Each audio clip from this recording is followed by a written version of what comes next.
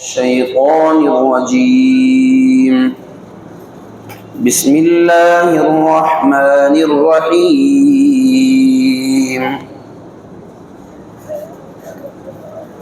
وما كان لمؤمن ولا مؤمنة إذا قضى الله ورسوله أمرا أن يكون لهم الخيرة من أمرهم ومن يعص الله ورسوله فقد ضل ضلالا مبينا وإذ تقول للذي أنعم الله عليه وأنعمت عليه أمسك عليك زوجك واتق الله وتخفي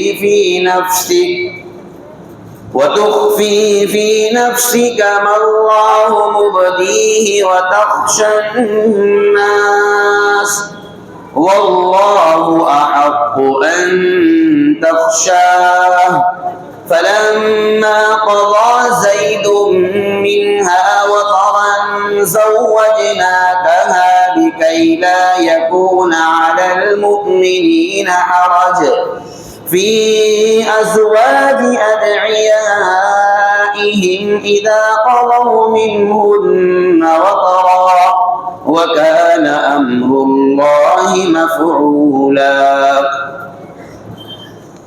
میرے محترم بھائیوں، بزرگوں، عزیز دوستوں، سورہ احزاب کی یہ چند آیتیں ہیں۔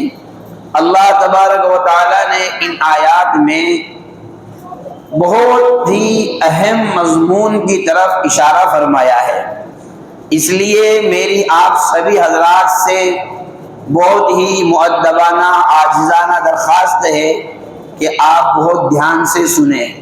ایسا نہیں کہ آج مولوی صاحب 10 منٹ لیٹ ہو گئے تو دماغ ادھر ہی لے کے چلے گئے آج 10 منٹ لیٹ کیوں ہوئے۔ یہ نہیں ہونا چاہیے۔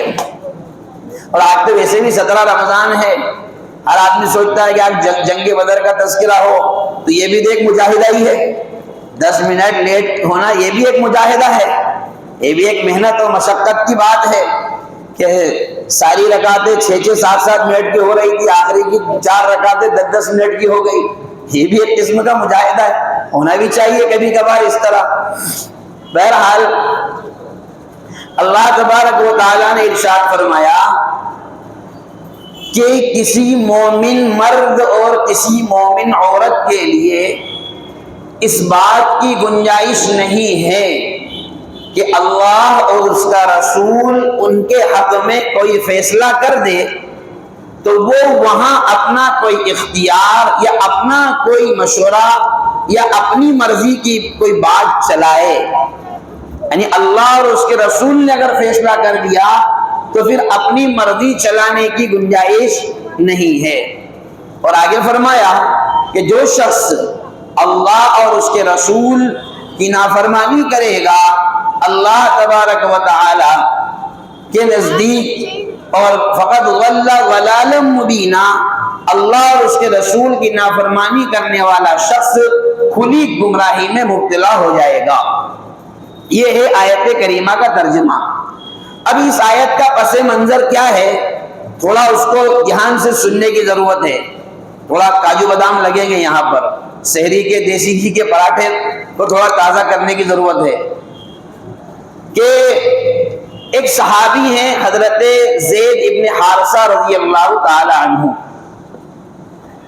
نبی کریم صلی اللہ علیہ وسلم نے ان کو بچپن میں مکہ کے بازار سے خرید لیا، یہ غلام تھے، اور آپ علیہ السلام نے ان کو آزاد کر دیا۔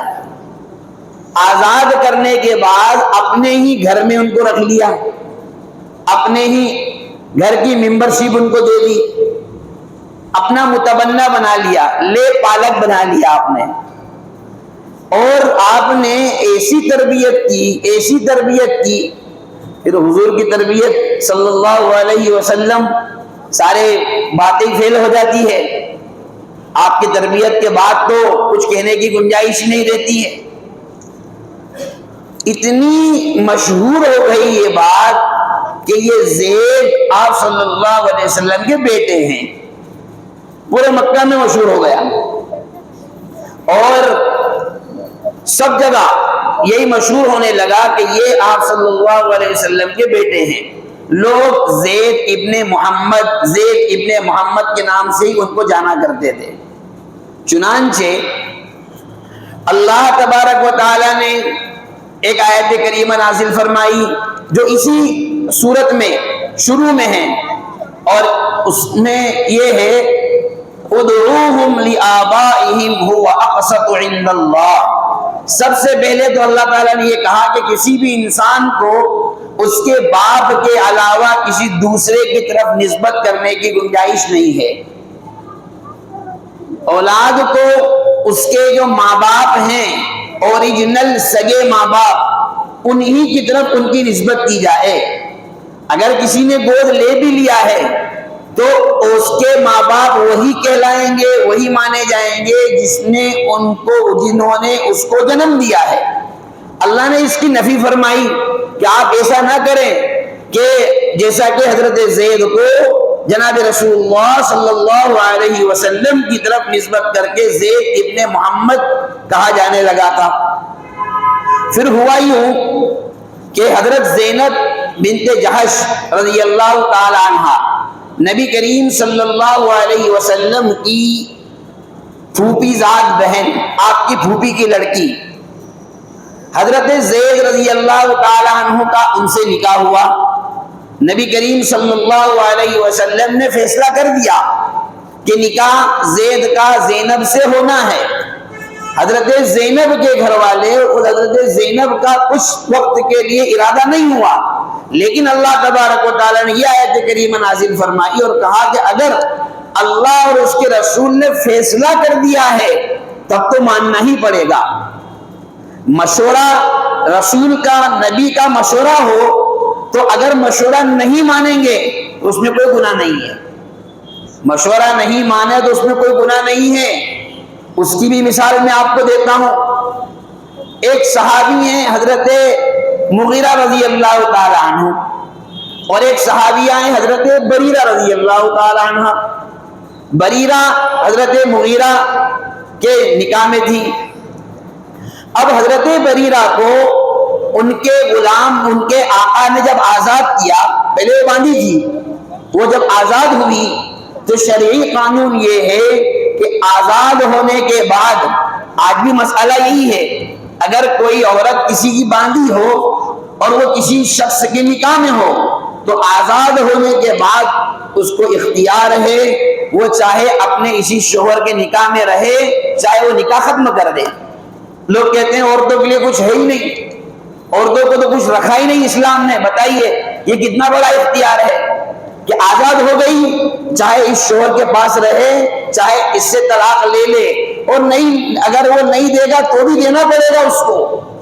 قاضی وقت جو ہوگا وہ شوہر کے نہ چاہتے ہوئے بھی نکاح فسخ کر دے گا۔ اگر شوہر طلاق نہیں دے گا اس مسئلے میں خاص طور پر دھیان رکھنا۔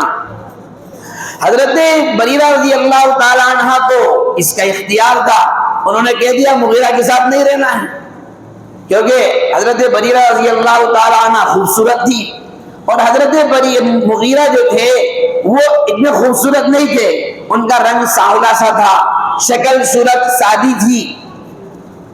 تو حضرت مغیرہ بڑے پریشان ہوئے، اللہ کے نبی صلی اللہ علیہ وسلم کے پاس آئے اور کہنے لگے حضرت کچھ کر لو، اس کا کچھ سمجھا لو۔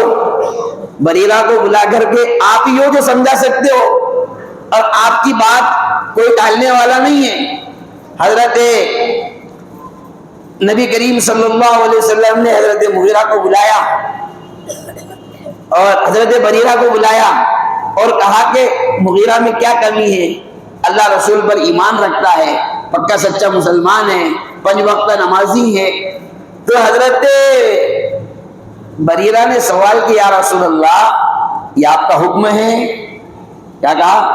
آپ کا حکم ہے، سراغوں پر بالکل منظور، یہ آپ کی رائے ہے، آپ کا حکم ہے یا آپ کا مشورہ ہے؟ حضور علیہ الصلوۃ والسلام نے فرمایا نہیں، میرا مشورہ ہے، حکم نہیں ہے۔ کیا تعلیم ہے اور کیا مذہب ہے، یعنی دباؤ نہیں ڈالا آپ نے، یعنی اس سے کئی سبق ہمیں ملتے ہیں۔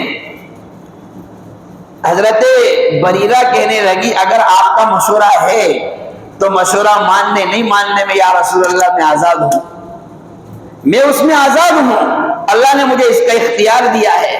چنانچہ حضرت بریرہ رضی اللہ تعالی عنہ نے نبی کریم صلی اللہ علیہ وسلم کے اس مشورے پر عمل نہیں کیا، لیکن اس کے باوجود تاریخ میں ایک جملہ آپ نہیں دکھا سکتے کہ نبی کریم صلی اللہ علیہ وسلم نے بریرہ کو بد دعا دی ہو یا کسی کے سامنے تذکرہ کیا ہو کہ میرے پاس آئی تھی مشورہ لینے کے لیے اور ہمارا مشورہ نہیں مانتے۔ نہیں، مشورے کا مطلب یہ ہوتا ہے، رائے کا مطلب یہ ہوتا ہے کہ ہماری نظر میں یہ چیز اچھی ہے، باقی فیصلہ آپ کرو، آپ کی نظر میں جو اچھا ہو وہ آپ کو کرنا ہے، بھئی یہی تو مشورے کا مطلب ہوتا ہے۔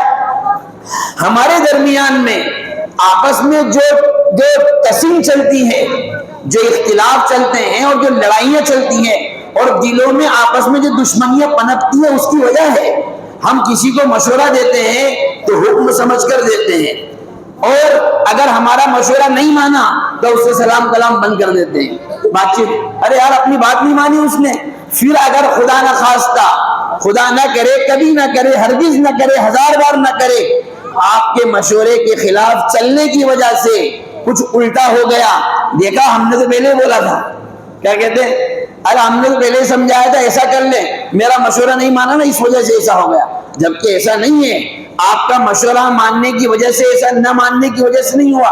فرض کر لو اگر آپ کے مشورہ ماننے کی وجہ سے ایسا ہو جاتا تو کیا آپ لوگوں کو کہتے پھرتے یہ جو اس کا الٹا سیدھا ہوا ہے اپنے مشورہ ہے، ایسا کہتے کسی کو؟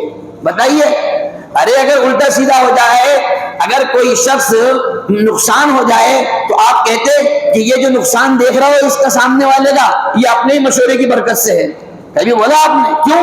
اس لیے اب اس کو چھپائیں گے، اب اس کو چھپائیں گے اور کسی کے سامنے تذکرہ بھی نہیں کریں گے، اور الٹا کیا کہیں گے، بھئی میں نے تو مشورہ دیا تھا، فیصلہ تو نہیں کرا، اس کو کیا کہیں گے، میں نے تو خالی مشورہ دیا تھا، باقی قلم تو نہیں چلایا ہے، ہاں یا نہ تو تجھے کرنا تھا۔ بہرحال تو اللہ تبارک و تعالیٰ نے، اب ہم واپس پیچھے جاتے ہیں، یہ تو مشورے کی بات آئی تھی، اب حکم پر آتے ہیں۔ اللہ تبارک و تعالیٰ نے حضرت زید اور حضرت زینب رضی اللہ تعالی عنہما کے متعلق یہ آیت کریمہ نازل فرمائی کہ اللہ اور اس کے رسول نے فیصلہ کر دیا کہ تم دونوں کا نکاح ہوگا، چنانچہ اللہ تبارک و تعالیٰ نے، اللہ کے نبی صلی اللہ علیہ وسلم نے نکاح کرا دیا اور نکاح ہو بھی گیا، کچھ دن تک یہ لوگ رہے بھی، لیکن کسی وجہ سے آپس میں اختلاف ہونے کی بنیاد پر یہ نکاح زیادہ دیر تک نہیں ٹک پایا۔ یہاں سے ایک مسئلہ اور سمجھو، اس سے ایک بات یہ معلوم ہوئی، ان کا طلاق ہو گیا، حضرت زید اور حضرت زینب کا طلاق ہو گیا۔ دیکھو ایک بات بہت کام کی بتلا رہا ہوں اور بہت دھیان سے سننے کی ضرورت ہے، اس میں ذرا سا بھی آپ نے سننے میں گڑبڑی کی، عقائد کا مسئلہ بھی آ سکتا ہے، اس لیے بہت دھیان سے سننا ہے۔ یہیں ایک بات یہ بھی معلوم ہوئی کہ ضروری نہیں کہ کوئی بزرگ نکاح پڑھائے تو وہ نکاح ہمیشہ ہی چلے، اس میں بھی طلاق ہو سکتا ہے۔ مجھے بتائیے کہ جناب رسول اللہ صلی اللہ علیہ وسلم سے بڑے بزرگ اس دنیا میں کوئی آئے؟ ارے آپ سے بڑی ہستی اس دنیا میں کسی بڑی ہستی نے جنم لیا ہے اس روئے زمین پر؟ آپ سے اعلیٰ، آپ سے بڑا علم والا، آپ سے زیادہ عبادت گزار، آپ سے زیادہ اخلاق والا کوئی آ سکتا ہے؟ حضور علیہ السلام نے نکاح پڑھایا، لیکن چونکہ مقدر میں نہیں تھا، حالات نہیں بن پائے، نکاح ہو گیا، نکاح ہونے کے بعد طلاق ہو گیا۔ تو ایک بات تو یہ، دوسری بات، اللہ تبارک و تعالیٰ نے حضرت نبی کریم صلی اللہ علیہ وسلم کو یہ وحی بھیجی کہ زید کا نکاح زینب سے ٹوٹے گا اور ہم زینب سے تمہارا نکاح آسمان پر کریں گے۔ اب یہ دیکھو باتیں کہاں اتنی گہرائی والی بات آ رہی ہے، زینب کا نکاح ہم تم سے آسمان پر کریں گے۔ یہ بات نبی کریم صلی اللہ علیہ وسلم تک وحی کے ذریعے بتلا دی گئی، لیکن پھر بھی بتقاضا طبعی آپ علیہ السلام زید کو یہی فرما رہے ہیں کہ تم طلاق مت دینا. تم طلاق کیوں؟ اس لیے کہ طلاق کوئی اچھی چیز نہیں ہے. اللہ تبارک و تعالیٰ نے جناب نبی کریم صلی اللہ علیہ وسلم نے جب ان سے کہا کہ تم طلاق نہ دے، اللہ تبارک، اور آپ کا تقاضا طبعی یہی ہے، نبوت کا تقاضا یہی کہ آپ اس سے یہی کہیں. ایک طرف یہ ہے کہ اللہ نے یہ بھی کہہ دیا کہ ہم آسمان پر تمہارا نکاح زینب سے کر دیں گے، دوسری طرف حضور علیہ السلام حضرت زید سے کیا کہہ رہے ہیں کہ تم کو طلاق نہیں دینا ہے. یہ آپ کا طبعی تقاضا ہے، اس لیے کہ طلاق کو اچھا نہیں تصور کیا گیا. اللہ تبارک و تعالی نے آیت کریمہ نازل فرمائی وَإِذْ تَقُولُ لِلَّذِي أَنْعَمَ اللَّهُ عَلَيْهِ، اے محمد یاد کرو اس وقت کو جب کہ تم اس شخص سے جس پر اللہ نے احسان کیا. اللہ نے کیا احسان کیا؟ یعنی حضرت زید مراد ہے. کیا احسان کیا؟ کفر سے نکال کر ایمان کی دولت عطا فرمائی. وَأَنْعَمْتَ عَلَيْهِ، اور تو نے بھی اس پر انعام کیا. اللہ تعالیٰ نے فرمایا اے محمد تو نے بھی اس پر انعام کیا. آپ صلی اللہ علیہ وسلم نے کیا انعام کیا؟ ان کو خرید کر کے آزاد کیا، یہ ایک انعام. ان کی عمدہ تربیت کی، یہ ایک انعام. آپ تم یہ کیا کہہ رہے تھے رسول اللہ صلی اللہ علیہ وسلم؟ امسک علیک زوجک، کہ تو اپنی بیوی کو اپنے پاس روکے رکھ، یعنی زینب کو طلاق نہ دے. اور آپ علیہ السلام یہ بات کیوں کہہ رہے تھے؟ وَاتَّقِ اللَّهَ وَتُخْفِي فِي نَفْسِكَ مَا اللَّهُ مُبْدِيهِ وَتَخْشَى النَّاسَ. دو باتیں، ایک تو یہ کہ آپ طلاق کو پسند نہیں کرتے تھے، دوسرا یہ کہ اگر زید کا طلاق ہو گیا اور میرا نکاح ہوگا تو لوگ ایسا نہ ہو کہ کسی قسم کی بدگمانی میں مبتلا ہو جائے، لوگ کسی قسم کی بدگمانی میں مبتلا ہو جائے. لیکن اللہ تبارک و تعالیٰ نے نبی کریم صلی اللہ علیہ وسلم پر آیت نازل کر کے کہا کہ تم ایسا نہ کہو، ان کا طلاق ہوگا، تمہارا نکاح ہوگا، اور تم کو لوگوں سے نہیں ڈرنا ہے، اللہ تبارک و تعالیٰ سے تم کو ڈرنا ہے. تم کو اللہ سے ڈرنا ہے. اللہ زیادہ حق رکھتا ہے اس بات کا کہ تم اس سے اس کا خوف کرو. لوگ کیا کہیں گے؟ اگر ہم نے حکم دیا ہے تو لوگ کیا کہیں گے اس کی کوئی پرواہ نہ کی جائے. اب یہاں ایک بات یہ بھی معلوم ہوئی کہ جب کوئی کام شریعت کے مطابق ہو، سنت کے مطابق ہو، اسلامی رول کے مطابق ہو، اسلامی نظام کے مطابق ہو، تو پھر لوگ کیا کہیں گے، محلے والے کیا کہیں گے، اس کی کوئی پرواہ نہیں ہونا چاہیے. رشتہ دار ناراض ہو جائیں گے، اس سے کوئی فرق نہیں پڑتا، ہوا کرے ناراض. رشتہ دار اگلی شادی میں نہیں آئیں گے، نہیں آؤ، تمہاری مرضی. ہم تم کو خوش کرنے کے لیے اللہ اور اس کے رسول کو ناراض تو نہیں کر سکتے نا. یہ مومن کی شان ہونا چاہیے. حالانکہ ہمارے یہاں ایسا ہوتا نہیں ہے. معذرت کے ساتھ ہمارے یہاں کے لوگ ماشاءاللہ اتنے سمجھدار ہیں کہ رشتہ دار کو کبھی بھی ناراض نہیں کریں گے. کچھ بھی ہو جائے، چاہے ان کے لیے ہمیں قرض لینا پڑے، چاہے بیاج سے پیسہ لے کر آنا پڑے، چاہے سود سے اپنا کام چلانا پڑے، لیکن رشتہ دار کو ناراض کرنا ہمارے یہاں بالکل پسند نہیں کرتے ہیں. ایسا ہی ہے بھائی، نہیں ہونا چاہیے ایسا.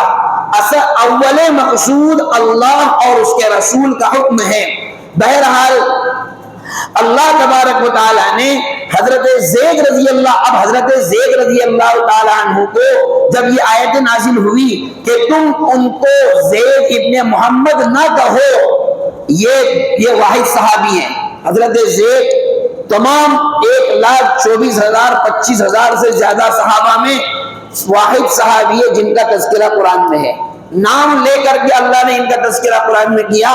حکمت کیا ہے؟ واللہ اعلم بالصواب. لیکن بعض مفسرین نے بڑی پیاری بات لکھی کہ جب حضرت زید رضی اللہ تعالی عنہ کے متعلق یہ کہا گیا کہ تم محمد کے بیٹے نہیں ہو، ظاہر سی بات ہے بچپن سے جس کے گھر میں رہے، بچپن سے جن کے دسترخوان پر کھانا کھایا، جو ذات بچپن سے جس کے سر پر شفقت کا ہاتھ پھیر رہی تھی، ایک دم سے کہہ دیا جائے کہ یہ تمہارے ابو نہیں ہیں تو دل پہ ایک چوٹ سی تو لگتی ہے. مفسرین نے لکھا کہ یہ جو حضرت زید کو ایک قسم کی چوٹ لگنے والی تھی، اللہ تبارک و تعالیٰ نے اس درد کو ہلکا کرنے کے لیے، اس غم کو کافور کرنے کے لیے اپنی ازلی ابدی کتاب قرآن مجید میں ان کا نام تذکرہ کر دیا کہ تمہارا نام قیامت تک لوگ پڑھتے رہیں گے۔ اور کیسے پڑھیں گے؟ تمہارے نام لینے پر آدمی کو 30 نیکیاں ملے گی۔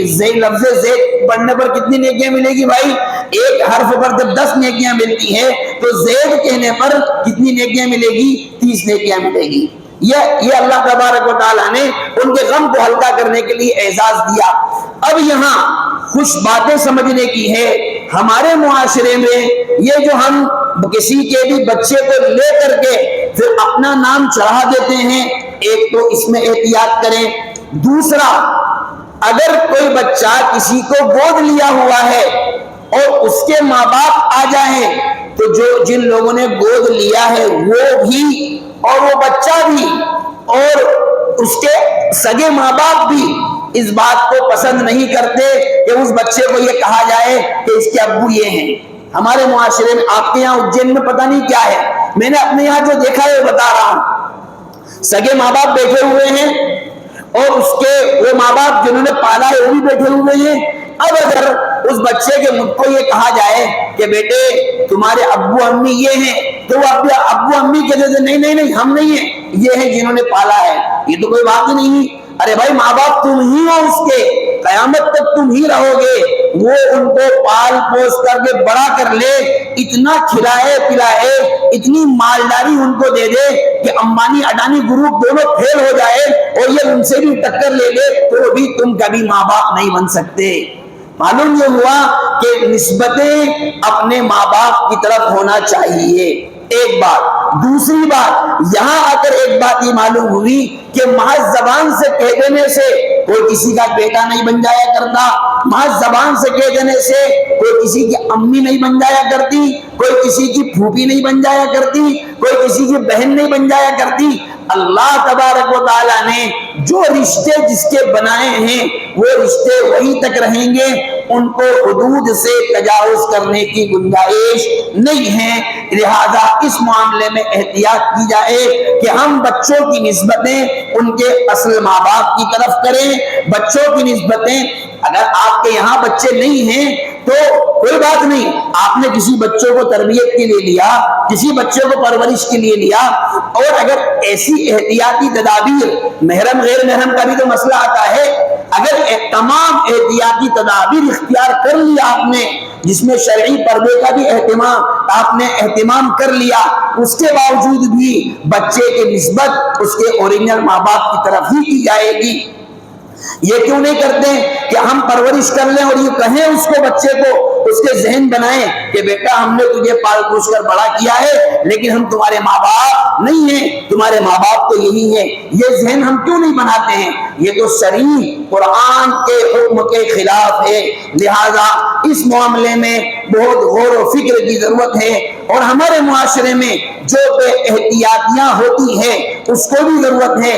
اور آخری مسئلہ، حضرت زینب رضی اللہ تعالی عنہ کا جناب نبی کریم صلی اللہ علیہ وسلم سے نکاح ہو گیا۔ اب بعض مفسرین نے، اللہ نے قرآن میں یہ کہا زوجنا، کہا ہم نے اے محمد تمہارا نکاح زینب سے کر دیا۔ بعض مفسرین نے اس کے دو مطلب لکھے ہیں۔ ایک مطلب تو یہ لکھا کہ اللہ تبارک و تعالیٰ نے آسمان پہ ہی نکاح کر دیا، جو کچھ ہونا تھا سب آسمان پہ ہو گیا، اور نبی صلی اللہ علیہ وسلم کو حکم دیا کہ زینب آج سے تمہاری بیوی ہے، زینب تمہاری بیوی ہے۔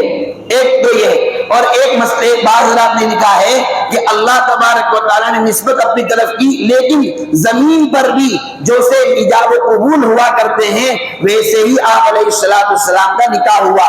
بہرحال دونوں شکلوں میں اللہ نے فرمایا کہ ہم نے تمہارا نکاح زینب سے کر دیا۔ یہاں آ کر ایک مسئلہ یہ بھی معلوم ہوا کہ بہت سارے لوگ نکاح میں نکاحی باپ بن جاتے ہیں، بنتے ہیں نا، جن کا محرم غیر محرم کا کوئی رشتہ نہیں ہوتا ہے۔ مثلا کسی کو بھی نکاحی باپ بنا دیا کہ تم بن جاؤ، دیکھو چاچا ہے، ماما ہے، یہ تو محرم ہے اس کے لیے، ابو ہیں، یہ سب محرم ہے، لیکن کسی کو بھی محلے کے وہ فلاں صاحب ہیں، وہ بہت سارے بچیوں کی نکاحی باپ بنے ہوئے ہیں، اب ان کو نکاح پوچھنے کے لیے ان کو بھیج دیا۔ اب ایسا ہو گیا ہے کہ ان کے اور ان کے درمیان میں پردے کا تو اہتمام ہی نہیں، ختم ہو گیا پردہ۔ کسی کو بہن بنا دیا، پردے کا اہتمام ختم، کسی کو چاچی بنا دیا، کسی کو خالہ بنا دیا، پردے کا اہتمام ختم۔ ایسا نہیں ہوتا ہے میرے بھائی، یہ مصنوعی رشتے نہیں چلا کرتے ہیں، یا تو رشتہ خون کا ہو، یا تو رشتہ خون کا ہو، یا رشتہ دودھ کا ہو، یا پھر وہ رشتے جو نکاح کی وجہ سے حلال حرام جو حرمتیں آتی ہیں ویسے رشتے ہوں تو سمجھ میں آتے ہیں، جو قرآن حدیث کی روشنی میں کیے جاتے ہیں۔ خالی ہمارے زبان سے رشتے جوڑنے کی بنیاد پر ہم پردوں کا اہتمام بالکل ختم کر دیں اور بے پردگی، ساتھ میں گھومنا پھرنا، ساتھ میں اٹھنا بیٹھنا، ساتھ میں سفر کرنا، قطعاً کبھی بھی اس کی شرعاً گنجائش نہیں ہے۔ اس معاملے میں ہمارے معاشرے میں بہت زیادہ بے احتیاطی ہوتی ہے، اس چیز کو احتیاط کرنے کی ضرورت ہے، اور اس میں کسی کو برا لگنے کی ضرورت نہیں ہے، اس میں کسی کو برا ماننے کی ضرورت نہیں ہے، اس لیے کہ اللہ اور اس کے رسول صلی اللہ علیہ وسلم نے جو بات ارشاد فرما دی وہ بات بالکل برحق ہے، اور وہ قیامت تک کے ایسی ہی رہے گی۔ اللہ تبارک و تعالی ہم سب کو کہنے سننے سے زیادہ عمل کی توفیق عطا فرمائے، قرآن اور احادیث کو صحیح طور پر سمجھنے کی توفیق عطا فرمائے۔ بہت باریک باریک باتیں ہوا کرتی ہیں، بہت دھیان سے سنیں، اگر کوئی اس بات سمجھ میں نہ آئے تو آپ بالکل پوچھ لیا کریں کہ یہ بات سمجھ میں نہیں آئی، کوشش انشاءاللہ رہے گی آپ کو اس کا حل بتایا جائے، اور بھائی نہیں معلوم ہوگا تو کسی سے پوچھ کر بتائیں گے انشاءاللہ۔ ایسا کوئی ضروری نہیں ہے کہ آپ نے جو مسئلہ پوچھا فوری طور پر وہ بتا ہی دیا جائے، لیکن کوشش یہ کریں کہ قرآن کو، احادیث نبویہ کو اچھی طریقے سے سمجھیں اور اس پر عمل کرنے کی کوشش کریں۔ سبحان اللہ بحمدہ، سبحانک اللہم وبحمدک، نشہد ان لا الہ الا انت